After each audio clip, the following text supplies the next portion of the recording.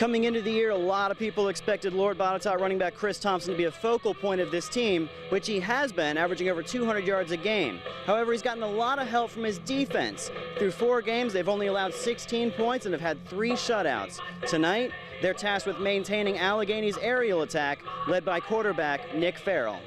That's right, Appy. Magna Vista coming in tonight at 8-1, all but a lock for a playoff spot. Bassett, on the other hand, coming in tonight 3-6, really in desperate need of a statement win over a quality opponent. Magna Vista could be that win. It looked like the offensive and defensive lines for the Spartans were just gassed. It'll be interesting to see if they can do the same thing against William Fleming tonight. Well, the Northside Vikings return home tonight after their first loss on the season last week in overtime at Lord Botetourt. Tonight, the one-loss Williamsburg Terriers come to town. Let's get you out to the action.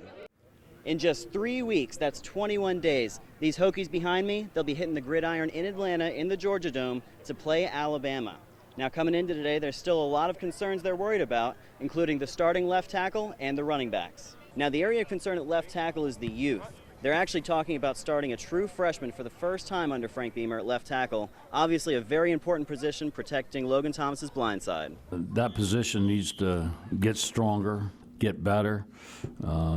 You know, starting as a freshman and starting to get a team as good defensively as Alabama, it could be a shock to your system.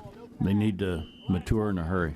Left tackle is an important position, and I know I got to beat my man, make sure he doesn't get to the quarterback, and that's what the whole offensive line. All positions are important, but particularly the blind side is important. So I have a lot of pride in getting myself better. Along with protecting Logan Thomas's blind side, that O-line is also going to be responsible for creating holes for the running game. And right now, that running game is very young.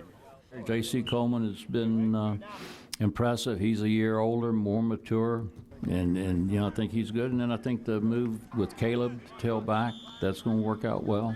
We're both working hard as well as the other running backs. We're just going out there and doing our job, and whatever the coaches say, then that's what we'll do. I feel we all work hard in practice every day, and we all get after it, and we all push each other, and we help each other learn. Like JC said, I feel that we should just leave it in the coach's hand, and let's just control the things we can control. Obviously, that Alabama game's still 3 weeks away, so there's 3 more weeks of practice to improve before that game.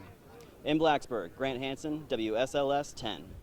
Welcome back, everybody. The first day of ACC Media Weekend was today at the Grandover in Greensboro. A lot of buzz going around the league with 2 new teams coming in, and the Hokies have a new offense. Our very own Grant Hansen was on hand in Greensboro, and he has more.